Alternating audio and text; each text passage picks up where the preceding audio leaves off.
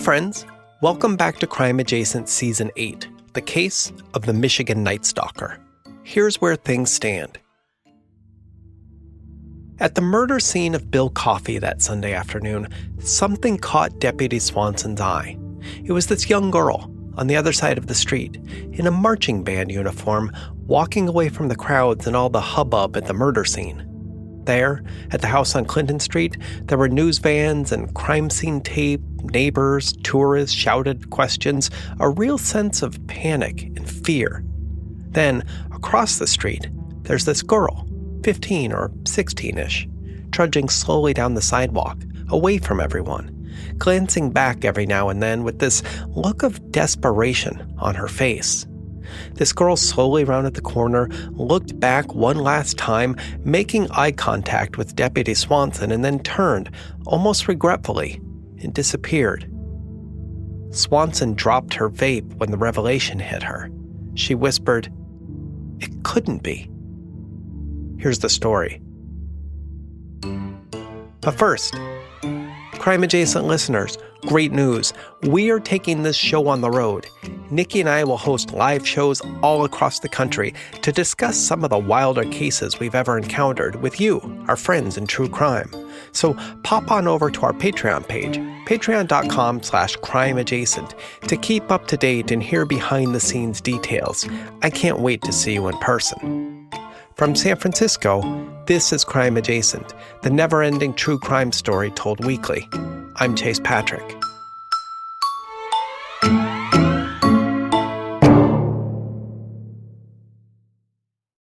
We need to go back a few weeks for all of this to make sense.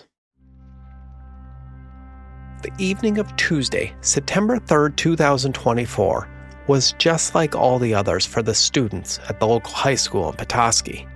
School let out in the afternoon, and then all the fields were quickly overrun by teams. Football, soccer, the marching band. Scores and scores of kids laughing and yelling and getting in their usual practices after school as the humid summer air was just beginning to feel that slightest chill of a coming fall. But one student, Emily Willis, a trumpet player in the marching band, said there was just something off about that day, which was otherwise so pleasant. She said her friend, Dorian Block, a piccolo player in the band who was bright and cheery and bubbly, who really kept up everyone's spirits in the band, was suddenly distant, weirdly distant. Maybe that's not the right word. Scared. That's a better word for it, Emily said later. Scared. Now, Emily and Dorian were best friends, not just casual acquaintances. They'd known each other since before kindergarten. They'd hung out practically every afternoon, talked, chatted, made big plans to head off to the University of Michigan after high school. They were inseparable.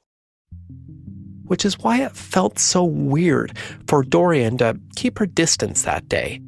And it wasn't like she was distracted or sad, Emily said. Everyone sort of gets blue every now and then, but this wasn't that. She said her friend, Dorian, was jumpy, like scared. Dorian kept spooking whenever Emily tried to say something, as if she was suddenly frightened. Dorian spooked at Emily, at the band teacher, at random kids who just ran by for the football team. But she didn't say anything.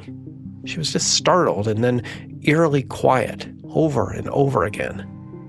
Afterwards, and for weeks after, people said Dorian must have been sad and blue and alone and depressed. This would explain everything that happened later that night. But to Emily, the word scared just kept coming back to her. Of what, however, Emily didn't know. So after practice, Emily senses that this feeling of being scared just seemed to grow. In fact, Emily tried to comfort her friend numerous times, like, "Hey, you okay? What's up?" Emily started to get really nervous and scared herself, in fact. She practically begged Dorian to come home with her. She said her mom was picking her up, and whatever it was, they could talk about it. They could fix it. And that's when Dorian finally snapped too. She turned to her friend, Emily, and said, "No, I have to do this alone." And then Dorian Block turned and left. Just walked off the field and down a path toward downtown and disappeared, a young girl in a marching band outfit rounding the corner of a school building. That was the last time Emily saw her best friend. Emily told all this to Deputy Swanson the following day, after the body of Dorian Block was discovered in a park near downtown. It was ruled a death by suicide after a long night of searches and frantic calls for the missing high schooler. Swanson and Sheriff Press had made the rounds of Dorian's friends, trying to piece together a story of what happened. And by all accounts, Dorian was not someone anyone had ever really worried about. Look, I want to be gentle here. We all struggle with personal feelings no one else really knows about or that we're even comfortable sharing. So that cultural template image of a dour, depressed, Eeyore-like persona is not what precedes suicides all the time. And that's what happened with Dorian. Emily said her friend wasn't sad or struggling or having a hard time. She would have known, no doubt.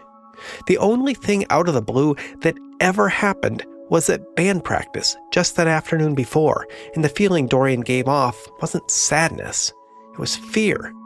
Like she was genuinely scared of something or someone. Emily told Swanson in an interview, "I'll always remember the last time I saw her. She just kept looking around, backwards, as if she expected to see someone jump out of the bushes and grab her. And then she was gone, just like that." This interview made Press and Swanson pause. They wanted to be sure they weren't missing anything. It raised red flags for sure. Maybe there was more to this story than just a sad, depressed teenager. So Press really went to town on Dorian's phone, checking texts and messages and emails and apps and everything, a super thorough forensic sweep. We keep our lives and innermost secrets on these things. So when Press saw the photos, her stomach turned. I don't want to say nudes because that's not it. This was actual child sexual abuse material. Press knew it in her gut. She had seen it. These photos looked forced, not like teen experimenting. Press said the kid looked sad and scared and miserable, and Press just had this hunch someone was forcing her to take these. It reminded her of the case of Brian Kill. Remember that guy?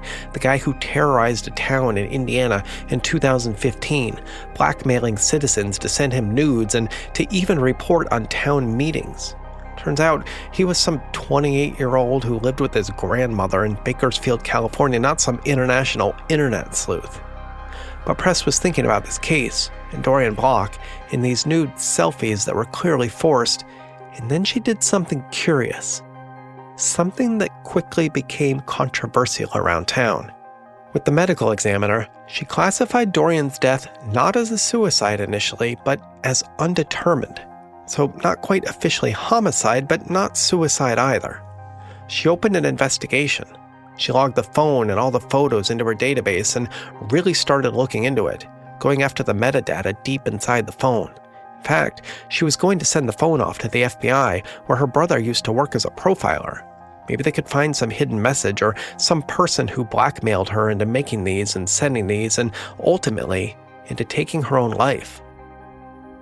But then, something strange happened. The cell phone, it was locked in the forensic evidence portion of the police department. No one had access to it. They would have to break into the police station to tinker with it, or Breaking Bad style one of those magnetic pulses to erase it. But that's just what happened. All those photos and all that phone data, it simply disappeared. Like poof, gone. The phone had bricked itself, but not like in a way you could restore. All the data was just gone. Forever. Press had never seen anything like it. All her evidence just vaporized. None of her texts could find the missing photos, and the state lab said the phone's memory was just blank, as if it was right out of the packaging again. Press still can't explain it. Maybe, she wondered, someone who was really good at computers managed to hack into it. Or maybe it was an inside job, a police officer tampering with evidence. She knew this happened too. Ultimately, with no photos and only her hunch to go on instead of solid evidence, Press had to reclassify the case back to suicide. She had nothing else. Dorian Block's family declined to comment for this story. Press would only say, much later, that she felt sorry for putting them through it, saying at first it was a suicide and then maybe a homicide or at least undetermined and then a suicide again. That happened with cases sometimes. You have a hunch and then the evidence just doesn't back it up, or in this case, the evidence just vanishes and there's nothing you can do about it. Swanson said she was thinking about all this a few weeks later, just outside the house where Bill Coffey was murdered on Sunday, September 29th, 2024. She was thinking about all this because of the marching band uniform and the girl walking down the sidewalk on the other side of the street. Because it looked like the exact same scenario involving Dorian Block, a scared girl walking fearfully, a marching band uniform, turning around to check over her shoulder every now and then as if she was being followed. Only the girl she was currently looking at wasn't Dorian Block, who, remember, had died a few weeks ago. It was her best friend, Emily Willis. That's when Swanson dropped her vape. Swanson said it all came together for her, instantly. All the weird events in town that had happened that year just crystallized into this singular moment, she said. Mr. Rodman, the beloved teacher, who suddenly started sending nudes to students and was about to be fired and arrested when he, too, died by suicide. The school principal, Mrs. O'Hara, the principal who was looking into his crimes when she suddenly was arrested for embezzlement. Case closed. The bookstore clerk who beat up a high schooler and refused to say why. The bank teller who was arrested for major theft. The high schooler who died by suicide but was maybe not being blackmailed via her cell phone photos. The high school wrestling coach, Eddie, who tried to beat me up, and that lady at the hospital just the other day who tried to take a swing at me. The clown creepers, the murders. Weird things were happening in Petoskey, all these out of the blue and out of character crimes. And she suddenly realized who was behind it all. Swanson said she could feel the adrenaline pulse in her body, preparing her for action. Because as she watched Emily Willis round the corner in her marching band uniform and disappear towards downtown on East Mitchell Street, she suddenly remembered all those hidden cameras in all those cabins, and she remembered the high schooler who had put them there, Jimmy Ball. In fact, Swanson had arrested him just a few days prior, and she recalled what Jimmy had told her. Just like Tim Meeks had pointed to Roger Michaels as the real culprit, Jimmy said more or less the same thing. It wasn't his idea, all those cameras. It was his friend, Bill Laboa, another high school student. He was behind everything, Jimmy said. He was blackmailing people, hacking into their phones or catfishing them, coercing them into crimes or more on pain of public embarrassment. Swanson gripped the porch railing. She began to move toward the stairs because she remembered something else Jimmy had said. He said he would do anything to help stop Bill Laboa, to be free of his blackmail. And he also said that Emily Willis, Dorian's best friend, would definitely do the same. So that's why Swanson started to run, because she remembered that Jimmy Ball was in jail, in the only possible place Emily could be walking with such fear and trepidation was the house of Bill Laboa. Was a nerdy high school computer freak really behind all these crimes and murders? Swanson wondered if Meeks was in jail, if Michaels was dead, if Jimmy Ball was in jail as well. Who else could it be?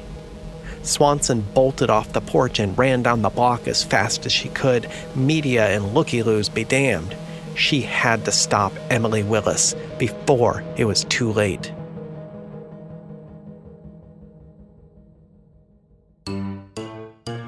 Next time on Crime Adjacent.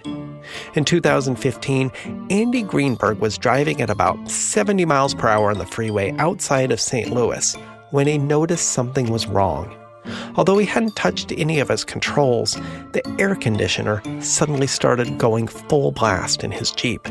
The radio suddenly switched stations and went full volume. The windshield wipers went next, spraying and wiping the windshield at full blast. Then, suddenly, the image of two men appeared on the infotainment system in the center console. And that's when the transmission was cut and the accelerator stopped working altogether. Again, on the freeway at 70 miles per hour, the car just died. Greenberg detailed his experience for Wired magazine in an article that showed just how easily hackers could break into a car's control system and shut down everything. It was just an experiment, but it exposed all the ways cars could be hacked if you really knew what you were doing. I was thinking about this when Swanson enlisted Emily Willis's help to stop Bill Laboa once and for all, because something similar happened that night when Emily, who agreed to help, found herself alone and trapped inside a car with the boy who had killed her best friend. If you're enjoying this show, please let me know what you think with a like and review on your favorite listening app. I love to hear from you. From San Francisco, this is Chase Patrick with a reminder. It's not crime, it's crime adjacent. I'll see you next week.